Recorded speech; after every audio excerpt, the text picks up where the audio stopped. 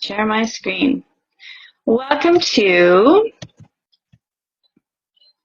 can you see my screen, girls? Can you see the PowerPoint? Sweet. Okay, I'm just going to do a little PowerPoint here on my trip to Chiapas. Jocelyn Slavinsky is the one that kind of put this PowerPoint together. So some of the wording is it's really funny because it's the way she talks and her little jokes. I'll add mine in as we go. So this first picture here, what we did when I'm going to tell you kind of the whole story of it too. There's about 12 of us that started in Vancouver here. Well, I started in Vancouver. They came Saskatchewan, Calgary, Vancouver, and then we went overnight from Vancouver to Mexico City, and then Mexico City to just outside of San Cristobal. It was about an hour, 45 minutes to an hour drive. So when we got there, it already was an adventure because we get to Mexico City, we pile in these two buses because there's so many of us, and about partway through, and we're in this like really, it doesn't look like a good part of where we're driving. And one of the buses breaks down. So we all had to pile, there's no picture of it, but it's quite funny. We all had to pile into this little bus. Like we're literally, we were literally sitting like on the floor and stuff, but the roads were really windy. So about 3 girls were like having a hard time with motion sickness. So they're the ones like, they're sitting up in the front seats, and they had this funny front seat where you were kind of sitting on the hump of the vehicle, like so they're sitting up there or by the window trying not to barf. So it was already kind of exciting. But we came, different girls came at different times. I think the earliest was us. We were the first ones there.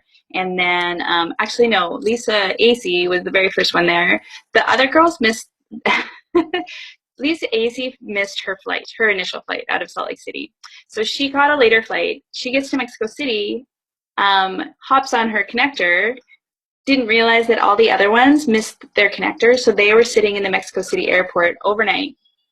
So she got there all by herself first, really late at night, like 11 o'clock at night, and had to take a little like transport from the airport to, yeah, she was like really scared for her life.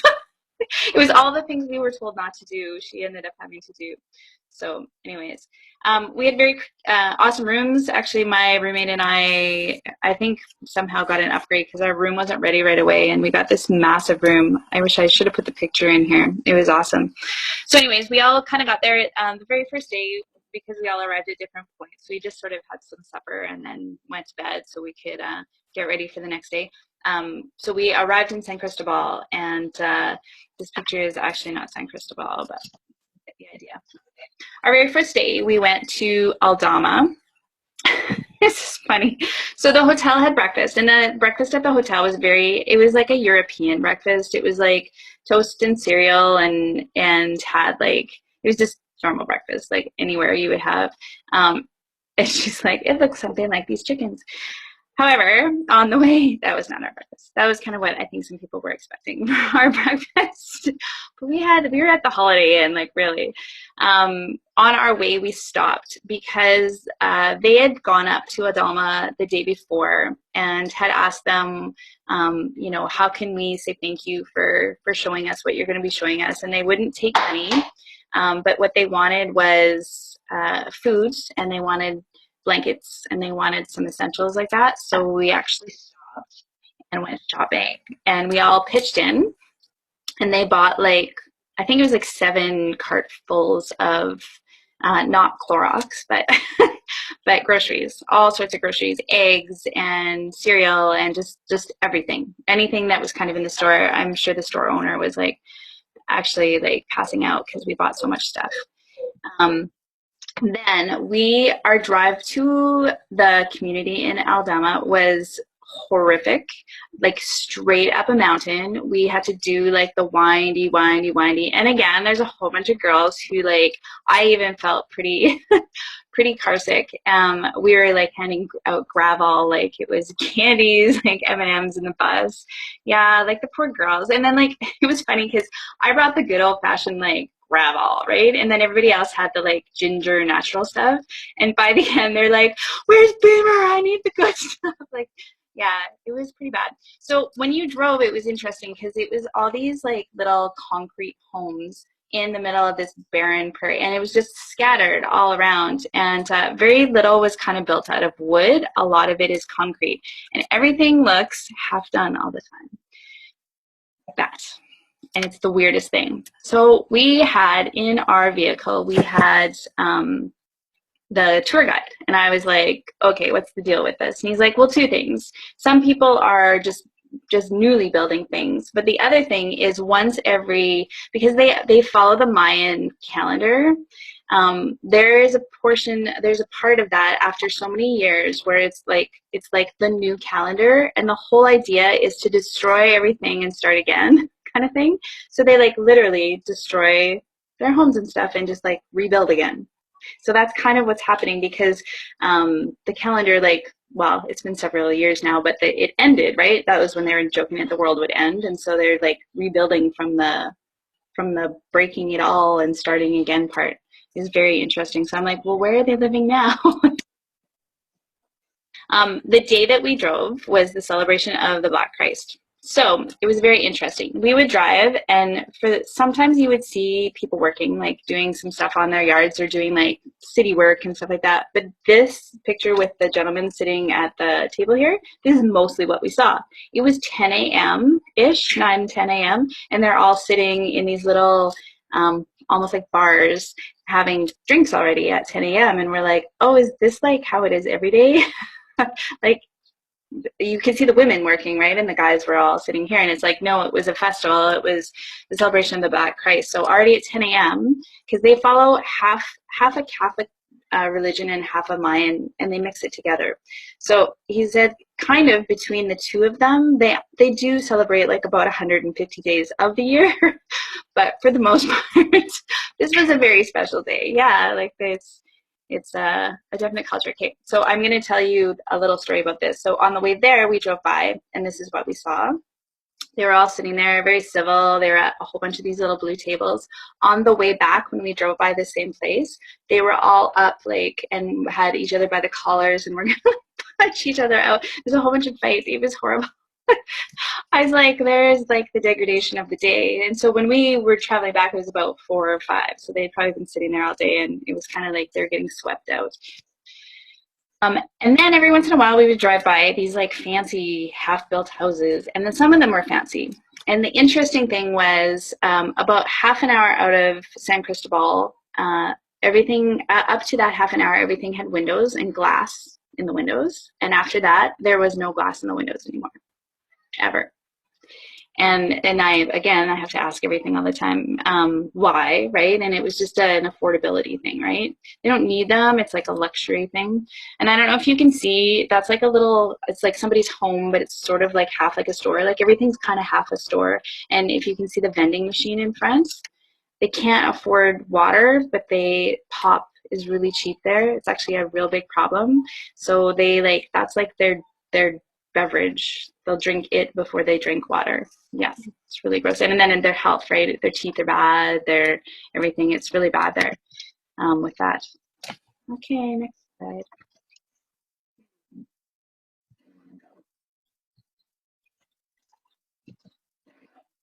And then this was common too, just speaking of water. So the women and kids too, we saw a lot of them going down the hill they were going to the water source. It's like a pump, right, with the buckets and then coming back up. When we use the washrooms and stuff there too, it's doing that on its own. There we go. We had to be careful, like, and not use their water to, keep flushing because they only had a certain amount and they use it like for everything, right? The place that we were had sort of running water. It was like this little hose that sort of trickled, but it was pretty disgusting. And it wasn't something that they washed their clothes and stuff in. So there's not tons of running water there. There's a little church on it. So this is what I talked about the mix of the religions. Every little community has their own kind of, it's like they they didn't call it a church necessarily, but it's a place of worship. And because it was the celebration of the Black Christ, we couldn't actually go into any of them because they were all decorated and done up for the celebration. But apparently inside, and we did get to go into one of them. I shouldn't say that we didn't go into any of them, but they're very ornate, and they're like, again, half the Catholic tradition and half the Mayan. So this was just kind of a cool stuff of the region. Again, just driving by, right, you can see the houses are just interesting, and the men were all sitting around having a beer, dressed in traditional some, and in just like non-traditional other people. Okay. So when we got to the property where the artisans were, we parked across the road. They had arranged for that because that was where there was room, and the people that lived there were coffee bean harvesters. They had their own coffee bean company, basically. And that was cool for me because when I worked at Starbucks, we got to like learn a whole bunch of the stuff about the coffee beans. And this was one of the places where my favorite coffee comes from. And it's sun-dried with and it's called Chiapas, actually. It's sun-dried with the berry on it. So it's kind of got this sweet sort of flavor. And then they peel the berry off. That's the second picture once it's all dried, and then the coffee bean is there and it gets roasted from there. So they had all these tarps out, and it was in the various stages of drying, and I was like, oh, that's so cool, that's like my favorite. I wanted to steal some, but that's so there. The people across the street were wealthy because coffee is a commodity there that's quite well paying. So they were a wealthier family. They had kind of a fancy house. The kids were all like in like quite nice clothes. They didn't talk to us really. They sort of watched from afar. But it was so interesting because right across from that was where we met with the artisans, and they were quite obviously in a different like wealth category. And he said the whole community is like that. It's depending on what you do, like mechanics are very wealthy in that community. It's the poorest area of all of Mexico where we were, Aldama. But there's walking around, so you would see kids with like clearly nothing, and then you would see these kids with fancy name brand clothes, shoes, and an iPad. So weird. I'm like, why? How does that happen? And he's like, well, their dad's probably like a mechanic or something. And I'm like, so how about like doctors and stuff? No, the doctors are only in the main parts. They would, maybe travel to that. We use in this area, it would be like an elder that is like a healer, right? That's how they do medicine and stuff there. And then I said, so police? And he's like, well, there's 3 levels of police. There's like the like the country police, and then there's sort of like the city police, but they don't come out much, and then they use an elder system. So if you were in trouble in the town of Aldama, you would first have to deal with the elders, and then if it was a kind of a bigger thing, they would go from there. He was really interesting. He was like, okay, so these were our artisans, so cute. So it's funny because I was like, oh, they like dressed up for us, but this is just what they wear all the time because this is what they make, and so this is what they wear. This is what they have and own, and it's their wardrobe, right? That's what's in their closet. It was beautiful, and so each piece, once I learned how long it takes them to make stuff, and it's made with such high quality, right? Their clothes last a really long time. So these were kind of, this little girl was really cute. She loved to watch, because we had our phones taking pictures, right? Well, she clued in really quickly that the pictures would stay on the phone, so she would want to look at pictures. And most of us had pictures of our kids doing stuff. Like you should have seen her face when she saw skating or playing in the snow, or like she was just like, what is that? And then she was really cute because she wanted to learn English. She would like point to something and want you to say it in English. And I know, I don't know, a handful of words from Dora, right? So I'd be like, azul, blue, and she's like, blue. It was really cute. Yeah, total thirst for knowledge. The ladies, they're kind of the master weavers. The one that's in, can you see my cursor if I do that? Right, is the one that we gave housewarming gift to at the end, the video that I showed you. She's traveled all over the world with her weaving because they get hired artisans is all over, right? And so she does a little bit kind of like what Dosi does, where she travels and teaches. She's gone to like about 3 different places. So it's interesting for her to watch her because she's got sort of a different perspective on things than everyone else does. And they were all different ages. They're not. Some of them are sisters, and then a few are just family friends. But they all gather, and you can see this is kind of the community in behind them. This is what most of the vehicles look like. It was just really interesting. So this house, for example, like is just abandoned, and it just sits there. And I'm like, it makes sense to me because it was actually the nicest one. Everywhere else was just these little, but it belonged to someone, and no one was living there, and no one's allowed to kind of go take it over or anything. So. So they use the backstrap loom. It's the traditional way of weaving in their community. So everything, like you see her shirt there. So this is all weaved one big piece, right? And then just stitched kind of to make it into a shirt. This isn't like a part that's sewn on or embroidered. This is all weave. So the pink part is weave. Everything on here is weave, and that's kind of why they're so boxy, right? Because they're just kind of stitched up the side.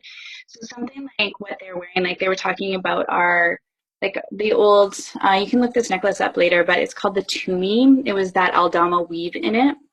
Like for a like 1 foot of it takes 2 weeks. In and out. Yeah, it's crazy. So how did you get unmuted? Because I'm special. I'm just teasing you. So we don't do as much of that one right now because it just actually we run out of it and then it takes them that long to make it again. And each piece or each design that they have has a certain count. So you see how they have, so this, even just setting up this loom here, that takes them like, they can take 5 to 20 hours depending on how many different um, threads they have to use. And then each thing, as they're, you see her counting. So it's like 3, like 5, and then 5 and then 2, and they apparently have like a little song that they do in their head to make sure that they are counting the right little thing out, and that's how they get like the little triangle. So right there she was just doing the straight up red there, but when she gets into this part she has to bring the white in. I'll have names, like there's like the machete is this part, and then there's the lead. Where's my little paper that tells me all the little parts? It's packed up in my stuff here, but it all has a name. And so this one's kind of a fancier one here, but they made us a little loom, and she showed us how long it took to. And then she's working on here. And so there was 24 of us. I didn't even ask how long it took them to make all of the looms that they gave us because they were very simplistic, but they were still like they had the strap, they had the wood in all the right places, they had the string woven through. It was just like, I don't know. I was scared to even touch it because I was so excited. An example of one of their fancier looms. So this is each little part, right, has to be counted out and pulled and stitched up. And if you can see, there's this like lead thing that comes through here. It's like it pulls it together and apart, together and apart. And each time you weave through, you have to remember if you're at the together section or the apart section and pull it up accordingly. It's super, I don't know, I don't even know how they keep track. And then they drop a stitch and they can find it and pull it back in. That part amazed me because I was like, what if you make a mistake? And she's like, oh, we just fix it. So quite crazy. The kids were so cute. There's quite a few kids. Celeste was always, this is Celeste, she was like all about the babies.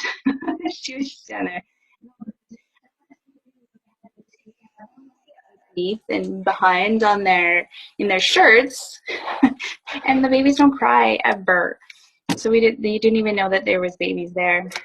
This little girl here had a lot of trouble with us there. I think maybe she has or something, it was really hard for her that there were so many people around.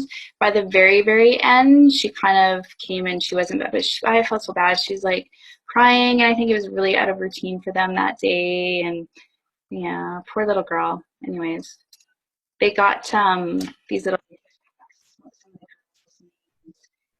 um, for them. They were thrilled. A balloon, and some little books to color. This was the card I was looking for that tells me how to weave, but they were just adorable. Yeah, this little girl was the one that had trouble. It's funny though, like, they get their clothing from somewhere. Like they had Dora on their shirts or Elsa or Anna and stuff like that, and I didn't get kind of a straight answer about where they need to purchase all of that stuff, right? Because it all has to come up the mountain at some point. And there's no like I said, well, do they get it from the mail? Like and he's like, well, no, they would have had to find it somewhere. And I don't think he really knew where they got stuff from either. So most of their clothes were homemade, but they did have some that was purchased. These are just this little boy was cute. So you can see this is kind of like more that there would how their windows and stuff are. This wasn't. These were like screens that they would pull onto them, but it was just kind of interesting with their house. And this was a workshop, this building here, and it was far more fancy than the home that they lived in. I'm not sure if there's a picture of the house, but kind of there's some water that sits in those, and then it kind of runs down. The bathroom is like down at the end of the hill. Hey, Tracy, Yep. when you move your cursor, your voice cuts out. Oh, okay. I won't move my cursor. Thank you. So this is talking about our own backstrap looms. Uh, it was funny because we all had to find a spot to like hook up to. So we were like tied onto trees and windows and all of that kind of stuff. And then they were very patient. They didn't speak very much English, so it was interesting to try and get them to show us what we were doing wrong, right? And it seemed like so straightforward because we would watch them and it looked so easy, and then we would try to do our own, and just the way that you had to pull it up and down all the time, it was very confusing. You had to grab it in just the right spot and pull just the right spot to kind of make it go.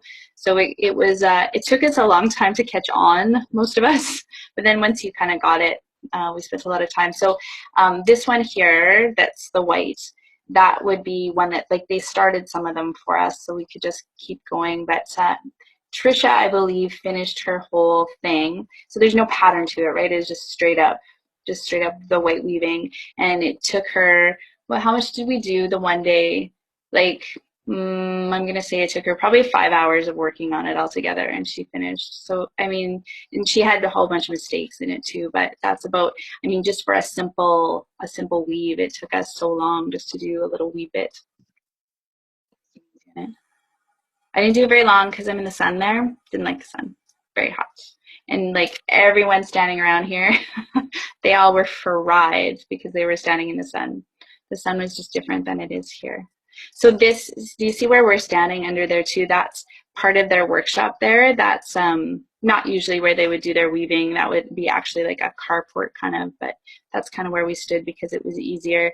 And then if you walk down the hill, their house is the one that you see in the background there with it's got a bit of a tin roof, and it's just concrete, and they were all in one room, and I asked why, and it's because it's still like we were hot but they were cold. It's still winter there, and they all go into the same room in the winter because then they only have to heat one room with a fire, and then in the summer they kind of spread out again.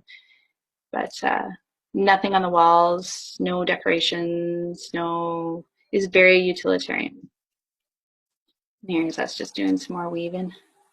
Charmaine was getting burnt, so she covered up. Oh, they got just fried. You can see those buses in the background. That's what transported us up the mountain. Yeah. This is Margarita. She's one of the head weavers. She was from Aldama, and then when we came back down, she came with us because she then took us to the other places as well. It's because she's part of Aid to Artisans. She's kind of like almost like a manager for them a little bit. Like she makes sure that the weaves are being done at the in a timeful manner and that they're doing the right weaves. That happens, I guess, like it gets lost in communication, and so she has to go in and get them to kind of do some corrections. She is related to the one family, and then the other family she wasn't related to, but she works with them all the time as well. She was very sweet. She is so funny with us though, because she just, I think sometimes was like, how come you can't get it? So easy. When we were giving them the food and stuff, they were so like deadpan face. Like I think we're trying not to be emotional, and of course couldn't understand what we were saying. But then even when the gentleman that's standing there, his name was Fabio, he was our tour guide. So he would translate, and they just like, you know, kind of nod their heads. So then I'm like, well, maybe they don't like what we've given them. And what it was they just wanted to get it out of there and into their house really fast so that no one saw it and they didn't have to explain. They were just trying to be patient. Um, the part that they loved, and like, so they got it out of there, like it was so fast. They like took it back down to their skinnies and bracelets. They would like look at their faces. They were so cute. They were like little kids. It was just so cute. They loved it. They wanted one so bad to give them big barn parties. It was hard actually not to take the ones off our wrists and keep giving. There's more. Yeah, they absolutely loved it. They just thought it was so amazing that they're, you know, that we were taking and wearing the stuff that they make. 10 minutes left here. I should get going. Okay, so then they brought out stuff to sell. They're good at selling things, and it was fun to be able to purchase from them instead of um, someone in a market that you're not even sure if it's actually made in Chiapas. And this was Fabio. Like I said, he was awesome. I rode in the van with the same van that he was in all the time, just so I could ask him questions. And he liked to talk, so he kind of liked that. So day 2, we went to Zinkatan, and it wasn't as far away. It was kind of just up the road a little bit, and not as windy. And then it was definitely a different kind of community. It wasn't that sort of well, we weren't up in the hills, right? There was windows and things were whitewashed, and it was just a very different feel to this community. It's a community mostly of artisans. You can see like their fancy door and everything too, right? Like it was just a different feel. This was a workshop that it's their place of business, and then their home is in the background, in the back of it. So we were kind of in their house, but mostly in their workshop. And there's Margarita and Cece. They get everything from Mexico City. Like they don't make their own. What do you call it? The thread that they use, but somewhat like in Mexico City, it is made and harvested in that area. Like it's all Mexican threads and Mexican cottons and dyed, and it's all natural dyes. They're not, because I asked that too. I'm like, so is it like chemicals? Like what kind of material? And it's all vegetable and fruit dyes that they use on everything. That serape that we use. There's a big roll there, and we were all dying. What is that? And so we thought that they were taking it back. I have to tell you this serape story. So we get to the end, right, and we're like buying these scarves, and they're like, we asked, do you have any scarves with the stuff that we sell? And they're kind of talking amongst themselves, and they come down with the roll. And I guess we had ordered the roll, or we had ordered something else, and they made that one accidentally, so it was just sitting there, and we're like, cut it up, we'll buy it. So they like cut it into strips for us, because we were just all over that, right? I'm sure they made a fortune off of us on the compared to what they usually do, because we were like willing to pay top dollar. So this is our vibrante, right? So you can see all the strings. To set up the foot looms that they use here, it takes 20 hours. Yeah, it's pretty crazy. So all of the different strings and all of the different parts. And then we asked, like, how long would it take to do this whole thing? And he said it depends on the person.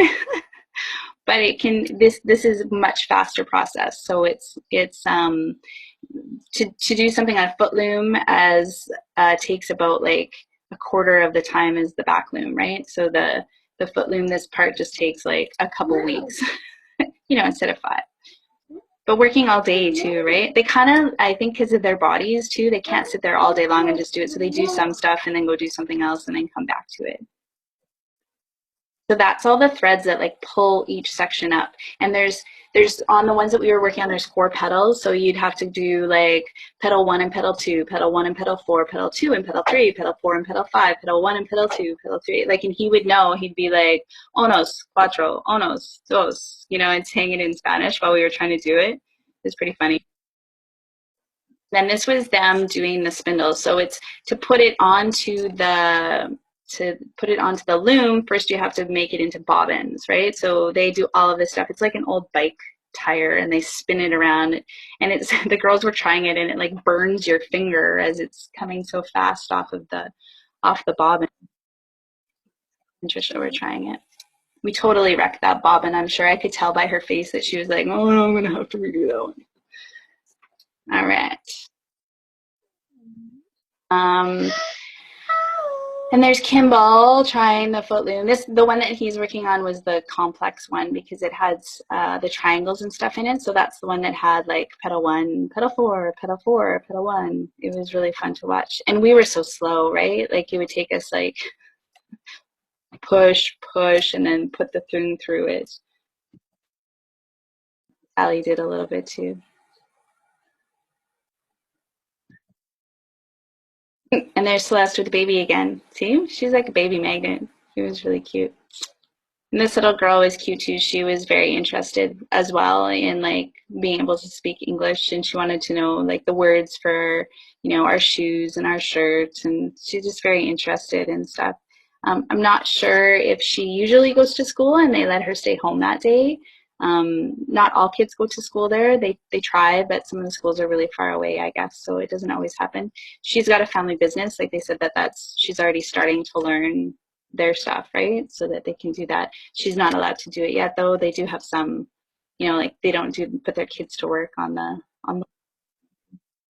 Um, this was a new interlayer that Tanya actually got to create. So she picked all of the colors and how they're putting the weave together. You can't see it though, we're not allowed to show just the strings. So you can kind of see the colors, but I'm excited. It'll be in the next catalog as one of our Mexican weaves. And then I'm not sure if I'm supposed to say this, but I'm going to tell you anyways. We were bugging Tally, like, well, how can we do more? Like, what can we do? And he's like, oh, my brain is just going. He's like I'm thinking like you could do like you guys have all this jewelry, but now you need stuff to carry it in, right? And like maybe I don't know if he was saying purses. We were trying not to make him spill the beans, but they were definitely looking at more ways they could use the material because this material, yeah, wouldn't that be amazing? Because it's so it takes them so long to use. You want to put it into something that's takes them so long to use, takes them so long to make. You want to put it into something that's very special. So we also brought them a whole bunch of stuff, and they had met this little girl already. So they had kind of asked her, like, if you could have anything, what would you like? And she had talked about a dolly with brown hair, and she was just, you should have seen her face when she saw it. It was so cute. Okay, so I'll just kind of read this. So Cecilia, the Cece, was that 23-year-old girl, and the story here, because she's traveled, she's saved up money, which for a woman in this area, and for a 23-year-old period in her area, that is pretty rare that she would have that kind of money saved up and everything, right? So she has purchased land, which is, again, rare for a woman to do in Mexico, and she is going to build a home. She wants to do like the traditional adobe style kind of home, and she wants to then like open her home to like teach young girls like more about business and how you can start a business and be part of a business and like that there's another way, right? That they can, because she's seen it now, right? She's seen other parts of the world, and she's kind of more worldly on that kind of stuff. So we had given her a housewarming gift because I don't think she really speaks a ton of English. So she saw us giving gifts to the other people. So she when we were having her stand there and thank her, I think she just kind of thought we were saying thank you, for all your efforts. And so Tanya talked, and then they translated, and she just like lost it. She was so sweet. She was so like, I think it was unbelievable to her that we would, celebrate that. So it was nice. And it wasn't even like it's housewarming gifts, right? To kind of get her started. So she was very grateful. She's like, please have me come there. I'll teach you how to weave. She's really cute. Everybody got photos. And here's kind of the group. This was the family in Zinkatan. I'm not sure, she doesn't have a picture of the front of their little workshop there, but I have them. I'll put them in an album and you guys can kind of look. These were even our drivers. Oh, I have less than a minute. Okay, Guillermo. He's the aide to artisan guy there. He's a nice guy looking for single ladies. I'm gonna say no, but but that was just my gut reaction. Uh, Anyways, he was so awesome. He works with them, like he's the other kind of the liaison to Three Form and Tally. So he was kind of the person who helps all of these women, and he takes their stuff and he takes it to like New York to Fashion Week and things like that too, right? He's trying to get them more business. He's the person and he doesn't get paid for what he does. He is a volunteer. We went to Margarita's mom's and she showed us a little more weaving, and they bought a bunch of stuff from her mom. It was really sweet. This was her